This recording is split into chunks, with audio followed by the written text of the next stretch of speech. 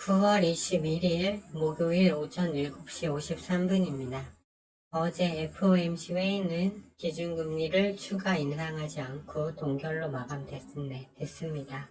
하지만 파월 의장이 인터뷰에서 연내 한 번 정도 더 추가 인상을 할 수 있다라고 말을 한 것이 좀 시장의 불안감을 자극하면서 다우지수는 0.22% 하락, S&P 500은 0.89% 하락, 특히 금리 인상에 민감한 나스닥은 1.58% 하락이 나왔습니다. 그러면서 10년물 국채금리는 다시 신고가를 경신했고요. 하락하던 달러도 급하게 위로 올라왔습니다. 이에 반해 유가는 다시 아직 93불, 브렌트유는 93.19불까지 내려와 있는 상태예요. 그러면서 나스닥 선물 첫 일간 차트가 밑으로 다시 내려왔죠. 비트코인은 큰 변화 없이 견고한 모습입니다. 다우지수를 보시면 이 하단 추세 라인을 이번에 또 살짝 깼어요. 그리고 나스닥 같은 경우도 이 하단 추세 라인을 깨고 내려왔습니다.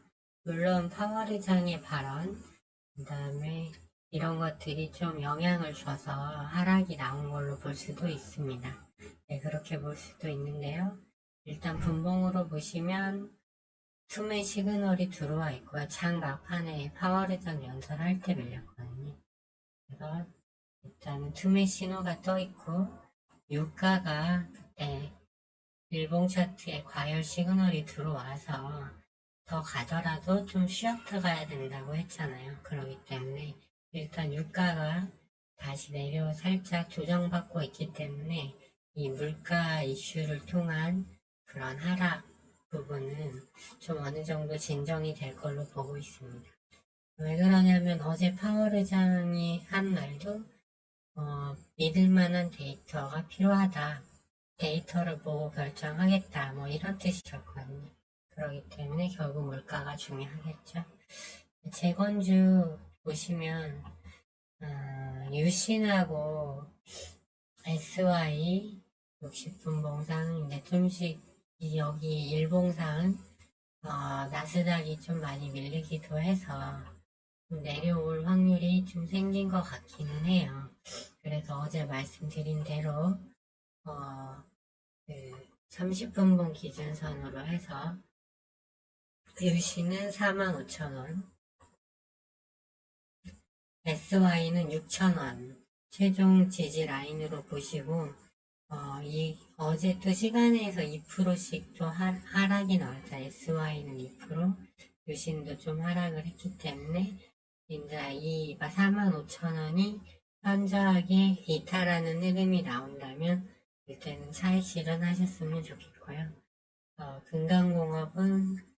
금강공업하고 삼부토건은 이미 지지 라인까지 다 내려왔기 때문에 삼부도 주봉상 21선 근방까지 다 왔죠.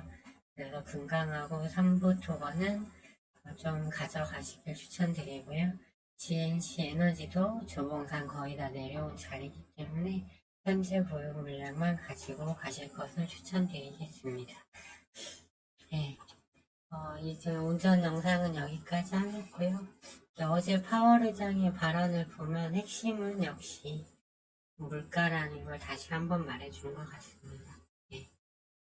일단 나스닥이 좀 하락을 해서 어제 국내 증시는 딱 21선에서 정확히 반등이 나왔는데 최종적으로 지지해야 되는 자리에서 아래 꼬리를 달았는데 오늘은 조금 이 밑을 깨고 내려갈 수도 있는 확률이 좀 생긴 것 같습니다. 하지만 뭐 그렇게 신용잔고가 20조 1천억이라서 그 부분도 좀 걸리고 투신 같은 경우 물량 아직 1조 5천억, 6천억 정도 안 나왔는데 이 물량이 오늘 어떻게 되냐에 따라서 국내 증시가 좀 하락이 크게 나오나 적게 나오나 이런 게 결정이 될 것 같아요. 근데 중요한 건 유가가 이제 주춤하면서 내려오고 어찌됐든 11월 10일경에 다음 CPI를 확인하기 전까지는 시장은 일단은 좀 강세보다는 좀 약한 흐름으로 가지 않을까 이런 생각을 해봤습니다. 예, 지금까지 시청해주셔서 감사하고요. 저는 오후에 장이 끝나면 다시 마감 영상으로 찾아뵙겠습니다.